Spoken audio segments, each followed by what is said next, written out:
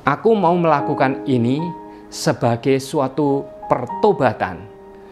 Aku mau melakukan ini sebagai semacam bukti atau upaya agar apa yang pernah kuyakini dan pernah kukatakan kepada sesama, kutunjukkan dengan karya nyata.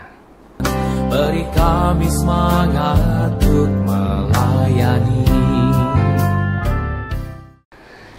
Saudara-saudari sekalian yang terkasih, kita tahu bahwa masa Advent adalah masa yang sangat baik bagi kita semua untuk merenungkan bagaimana kita menyambut kedatangan Tuhan dan kemudian bagaimana kita mengolah kehidupan kita semua menjadi persembahan yang baik kepada Tuhan.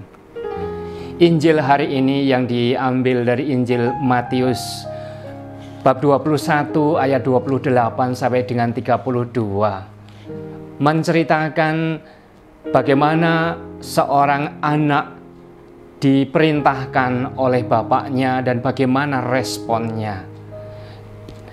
Dalam cerita itu, anak pertama diminta untuk pergi ke kebun anggur. Apa yang dia katakan? Dia dengan penuh semangat menjawab, "Iya Bapak, saya akan melakukannya." Tetapi yang terjadi adalah dia tidak pergi ke kebun anggur untuk bekerja sesuai dengan perintah bapaknya. Anak kedua yang diperintahkan dengan perintah yang sama mengatakan, "Tidak Bapak, aku tidak akan pergi." Tetapi entah bagaimana dia akhirnya justru dia yang pergi ke kebun anggur. Dia yang bekerja keras untuk menghasilkan buah anggur yang baik. Saudara-saudaraku sekalian yang terkasih, ini adalah potret dari kehidupan orang-orang pada zaman Yesus, tapi juga potret untuk kehidupan kita semua pada zaman ini. Pada zaman Yesus, ia harus berhadapan dengan orang-orang yang sudah mendengarkan banyak dan mengatakan banyak tentang firman Tuhan dan mengatakan ya sebagai sebuah bangsa, bahkan sebagai kalangan agamawan, kaum Farisi, ahli Taurat, para ahli kitab selalu mengatakan ya pada firman Tuhan dan mau melakukannya. Tetapi justru yang terjadi adalah hal-hal yang jauh dari yang diharapkan oleh Tuhan. Sebaliknya, Yesus juga melihat pada waktu itu pada sisi lain kehidupan para pemungut cukai, kehidupan orang-orang berdosa yang notabene menolak perintah Tuhan pada waktu itu. Tetapi justru anehnya, mereka yang menunjukkan pertobatan sejati yang kemudian mempersembahkan hidupnya bukan dengan kata-kata tetapi dengan perbuatan-perbuatan yang nyata di hadapan Tuhan. Inilah potret pada zaman Yesus yang bisa terjadi pada saat ini juga, ketika kita juga kadang ada di dalam kecenderungan pengen ngomong banyak, mengatakan seolah-olah aku serba ya terhadap Tuhan. Dan ternyata kadang kita tidak memenuhi harapan Tuhan. Kita tidak mengerjakan pekerjaan-pekerjaan baik yang diperintahkan Tuhan. Sebaliknya, pada zaman ini pula, mungkin ada orang-orang yang sudah dikecam orang lain bahwa hidupnya tidak baik, bahkan tanda petik secara moral tidak pantas di hadapan Allah. Tetapi justru cukup sering kita menemukan orang-orang yang sederhana, orang-orang yang dianggap jahat, orang-orang yang dianggap justru tidak berpendidikan iman apa-apa. Tapi justru mereka menjadi pelaku firman yang luar biasa. Karena apa? Karena mereka menunjukkan pertobatan, menunjukkan perubahan. Mereka menemukan sudut pandang bahwa ketika aku sudah hidup seperti ini dan kemudian aku akan melaksanakan kehendak Allah, maka aku akan menjadi orang yang baru. Dan bagi orang-orang yang dianggap berdosa, orang-orang yang dianggap tidak berpendidikan pada saat ini, cukup sering perubahan itu berjalan begitu otomatis, begitu natural, dan begitu berbuah. Inilah sebenarnya yang diharapkan Tuhan pada kita semua. Seperti apapun background kita, Seperti apapun posisi kita sebelumnya, seperti apapun judgement atau penilaian orang terhadap kita selama ini, hendaknya kita menjadi pribadi-pribadi yang mampu membuahkan iman. Membuahkan iman itu artinya membuat apa yang kita imani, apa yang kita omongkan juga menjadi suatu pengabdian yang hidup, menjadi karya-karya yang berbuah, menjadi perbuatan baik yang punya dampak bagi orang lain. Menarik sekali bahwa Santo Vincentius itu memakai istilah yang sangat mengena ketika dia mengatakan, cintailah saudara-saudaramu itu bukan hanya secara afektif, tetapi secara efektif. Secara afektif itu berarti orang mencintai sampai pada kedalaman hati.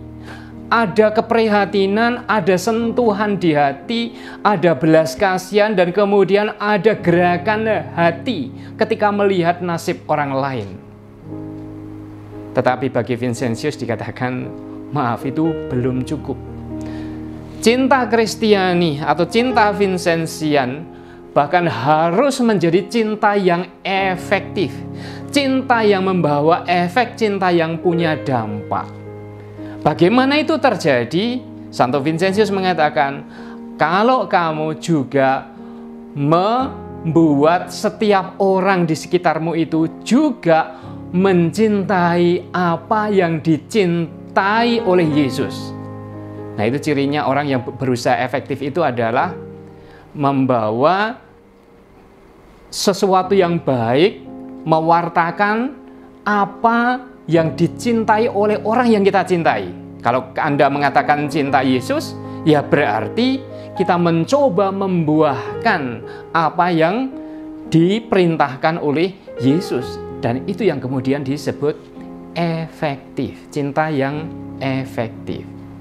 Saudara-saudaraku sekalian yang terkasih, kita tahu bahwa orang itu benar-benar tidak suka kalau harus berhadapan dengan yang anak-anak bilang tuh omong doang.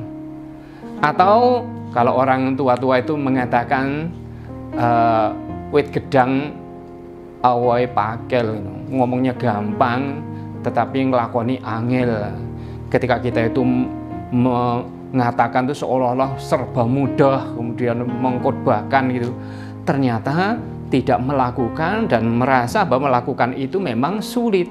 Nah, inilah pertobatan yang diharapkan di masa Advent.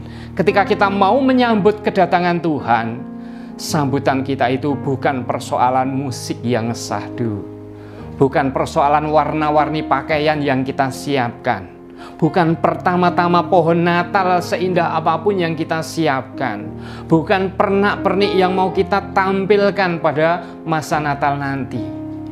Bukan itu pertama-tama, tetapi bagaimana membuat hidup kita ini berbuah.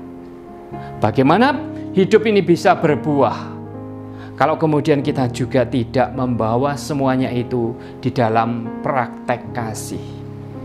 Kita membawa di dalam perbuatan-perbuatan yang nyata.